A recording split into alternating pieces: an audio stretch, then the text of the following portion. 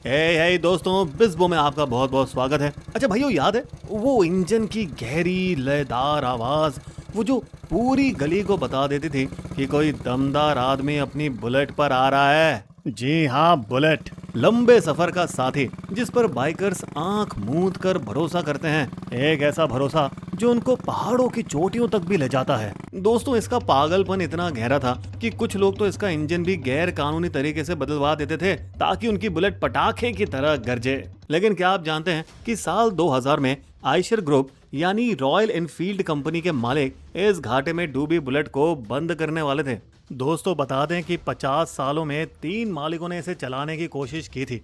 एक British company, एक Madras Motors और फिर आई आयशर, मगर तीनों ही बुरी तरह से नाकामयाब रहे। अब दोस्तों क्या हुआ, नई दिल्ली के बोर्ड रूम में बड़े अफसर इसे बंद करने का फैसला कर चुके थे कि तभी एक 26 साल का लड़का उठा और उसने एक आखिरी मौका मांगा। किसी को उस पर भरोसा नहीं था, फिर भी उसे मौका मिल गया। सिर्फ इसलिए नहीं कि वो आयशर मोटर्स के सीईओ विक्रम लाल का बेटा था, बल्कि इसीलिए क्योंकि सिद्धार्थ लाल को ऑटोमेटिव इंजीनियरिंग की गहरी समझ थी और उसको बचपन से ही अपने पिता की बुलेट चलाते चलाते उससे प्यार हो गया था। चलिए दोस्तों, अब इस कहानी की शुरुआत करते हैं इंग्लैंड से। जब एनफील्ड साइकिल कंपनी, जो कि एक फौजी हथियार बनाने वाली कंपनी थी, उसने 1901 में अपनी पहली मोटरसाइकिल बनाई एक नारे के साथ, मेड लाइक गन। फिर 1931-32 में बुलेट मॉडल का जन्म हुआ, उसे गन वाले अंदाज में। इसके बाद आने वाले 2 विश्व युद्धों में फौजियों के लिए बाइक बेमिसाल रही। लेकिन फिर 1945 के बाद जब आम लोग इसे चलाने लगे तो इसकी हाई मेंटेनेंस, बार बार खराब होना और भारी भरकम फ्रेम ने उन्हें तंग कर दिया। दोस्तों, उसी दौरान जापानी कंपनियां भी ब्रिटिश बाजार में आ गई थी अपनी हल्की, सस्ती और भरोसेमंद बाइकों के साथ। तो डूबते हुए यूके ऑपरेशन को देखकर एनफील्ड ने भारत की ओर रुख किया और 1955 में मद्रास मोटर्स के साथ मिलकर उन्होंने एनफील्ड इंडिया बनाया और आजाद भारत की सेना और बॉर्डर पुलिस को 800 मजबूत 350 सीसी बुलेट दी, जो कि लंबे समय तक फौज का सहारा बनी रही। लेकिन फिर 60 और 70 के दशक में राजदूत और जावा एसडी जैसी देसी बाइकों ने आम बाजार पर कब्जा कर लिया और हमारी बुलेट सिमट कर रह गई एक खास महंगी बाइक बनकर। दोस्तों, उस तरफ यूके में 1971 में एनफील्ड की मूल कंपनी भी बंद हो गई। मतलब अब बचा था सिर्फ भारत वाला बिजनेस। फिर आ गया 80 का दशक और जापानी बाइकें भारत में घुस आए, Bajaj Kawasaki, hero Honda, TVS Suzuki वगैरह। और हमारे भारतीय ग्राहक in fuel efficient 100-150 CC computer बाइकों पर टूट पड़े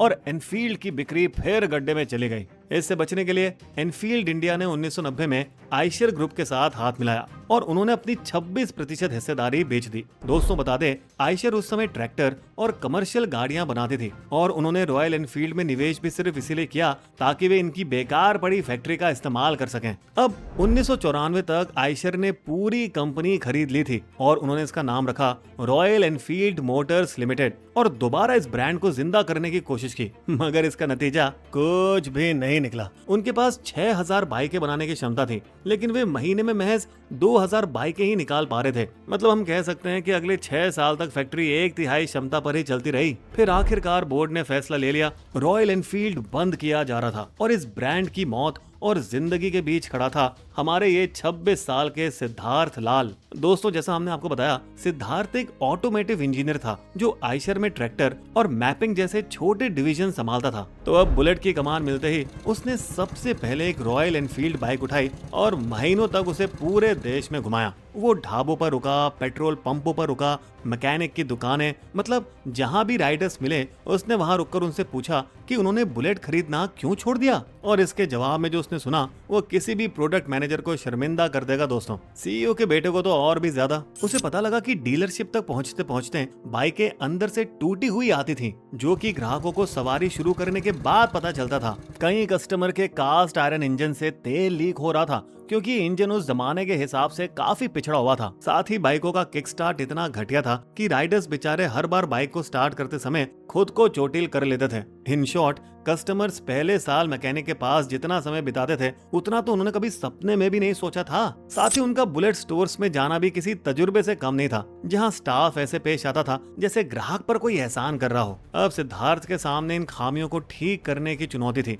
मगर यह आसान नहीं था, क्योंकि यहाँ मजे की बात यह है दोस्तों कि ये जो सारी कमियां हमने आपको बताई थी वो एक कट्टर फैंस की कम्युनिटी को बहुत खास लगती थी और यही वजह थी कि रॉयल एनफील्ड बुलेट सालों से जहां की तहां खड़ी थी। फैंस इसे प्यार करते थे, एक सिंबल की तरह, मगर एक आधुनिक बाइक के तौर पर इसे पूरी तरह से ठुकरा देते थे। तो बस अब अपनी फील्ड रिसर्च के साथ लैस हमारे सिद्धार्थ जी ने बड़े बदलाव करने शुरू कर दिए। पहला बड़ा फैसला, उन्होंने आयशर के 15 में से 13 बिजनेस बेच दिए, जैसे जूते, कपड़े, ट्रैक्टर पार्ट्स वगैरह, और उन्होंने अपना पूरा ध्यान लगा दिया सिर्फ 2 चीजों पर, रॉयल एनफील्ड और ट्रक। फिर उन्होंने पैकेजिंग और लॉजिस्टिक्स सुधारी ताकि बाइक डीलरशिप तक सही सलामत पहुंचे। साथ ही उन्होंने एक बड़ा तकनीकी बदलाव भी किया, इंजन और गियर बॉक्स को एक ही केसिंग में जोड़कर, और कास्ट आयरन की जगह एल्यूमिनियम इंजन लगाया जो वजन में 3 गुना हल्का होता है। बस इन बदलावों के बाद बाइक का वजन 15 से 20 किलो कम हो गया, जिससे हैंडलिंग, रफ्तार, ब्रेक, माइलेज एक झटके में सब बेहतर हो गए। साथ ही साथ उन्होंने स्टोर को भी नया रूप दे दिया,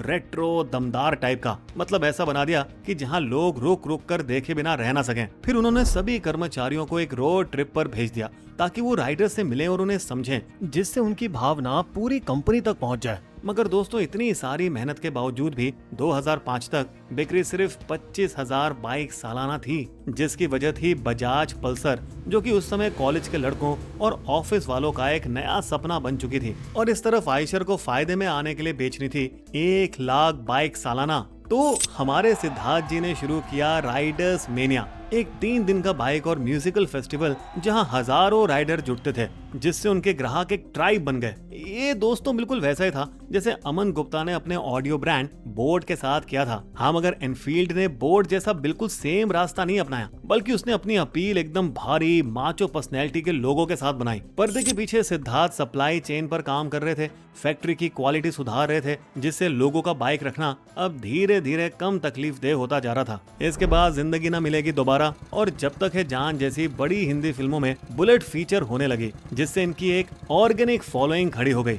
बस फिर 2010 तक 5 सालों में बिक्री 2 गुना होकर 50,000 तक पहुंच गई। लेकिन अब दोस्तों यहाँ एक नई मुसीबत आ गई थी। एनफील्ड वाले 3 बिल्कुल अलग अलग तरह की बाइकें बना रहे थे और तीनों को साथ मैनेज करना महंगा और पेचीदा हो रहा था। इस पर सिद्धार्थ ने फैसला लिया कि इन तीनों के लिए एक ही बेस बनाया जाएगा और उन्होंने उसी बेस पर उतारी रॉयल एनफील्ड क्लासिक 350, एकदम रेट्रो लुक और बेहतरीन क्वालिटी के साथ। इस एक बाइक ने दोस्तों सब कुछ बदल दिया और 2010 में 50,000 से 2014 तक 3 लाख तक की सेल्स कर दी। मतलब 4 साल में बिक्री 6 गुना तक बढ़ गई। ये रॉयल एनफील्ड की अब तक की इतनी बेहतरीन बिक्री थी कि उन्होंने हार्ले डेविसन की दुनिया भर की बिक्री को भी पीछे छोड़ दिया। दोस्तों बता दें, सिद्धार्थ ने यूके के लेस्टशायर में एक वर्ल्ड क्लास टेक सेंटर भी खड़ा किया अपनी बाइकों के लिए 650 सीसी के ट्विन इंजन बनाने के लिए, जिसके बाद 2018 में आई इंटरसेप्टर 650 और कॉन्टिनेंटल जीटी, जो ट्रायम्फ बॉर्नविल की आधी कीमत पर थी। वही ट्रायम्फ जो मोटरसाइकिल की दुनिया की सबसे आइकॉनिक लाइनों में से एक है। ये वाला लॉन्च एक ऐतिहासिक चक्र का पूरा होने जैसा था। वो ब्रिटिश ब्रांड जो इंग्लैंड में डूब गया था, भारत के बदौलत जिंदा रहा और अब वापस ब्रिटेन में दुनिया को जीतने निकल गया था। बता दें, इनकी इंटरसेप्टर बाइक ने मोटरसाइकिल न्यूज का retro bike of the year award कई सालों तक लगातार जीता। और अब कारवां कहाँ रुकने वाला था। 2023 में रॉयल एनफील्ड ने एक साल में 9,20,000 मोटरसाइकिलें बेची, 2005 के 25,000 से 36 गुना ज्यादा। इसकी सफलता देखकर महिंद्रा ने 2022 में एसडी को दोबारा जिंदा किया। वही एसडी जो 20 साल पहले बंद हो गई थी। मगर हम ये जरूर कहेंगे कि अभी रॉयल एनफील्ड के सामने उसे बहुत लंबा सफर तय करना है। दोस्तों, रॉयल एनफील्ड अब 50 देशों में बाइक एक्सपोर्ट करती है। उसकी नॉर्थ अमेरिका में अपनी डिस्ट्रीब्यूशन कंपनी है और चेन्नई के पास उसने एक नई बड़ी फैक्ट्री भी बनाई है। साथ ही अप्रैल 2026 में इसने अपनी पहली इलेक्ट्रिक मोटरसाइकिल उतारी, फ्लाइंग फ्ली, एक हल्की मॉडर्न डिजाइन वाली जेनजी को लुभाने के लिए एक बाइक। तो अब इनका अगला दशक इस एक सवाल पर टिका है कि जिस ब्रांड की पूरी पहचान उसकी बुलंद आवाज और बुलेट कल्चर से बनी है, क्या वो इस फ्लाइंग फ्ली जैसा खामोश, हल्का और आसान होकर भी जिंदा रह पाएगा? आपको क्या लगता है? कमेंट करके हमें जरूर जरूर जरूर बताइएगा। बिस्बो की शायरी। सड़कों पर था एक समय बस बुलेट बाइक का राज, दूर दूर तक पहुंचा करती उसकी बुलंद आवाज, फिर धीरे धीरे से उसकी लगी टूटने शान। पर जोशीले सिद्धार्थ ने फिर अब लिया है उसको थाम। हमारे वीडियो कंटेंट के सोर्सेस आपको डिस्क्रिप्शन में मिल जाएंगे।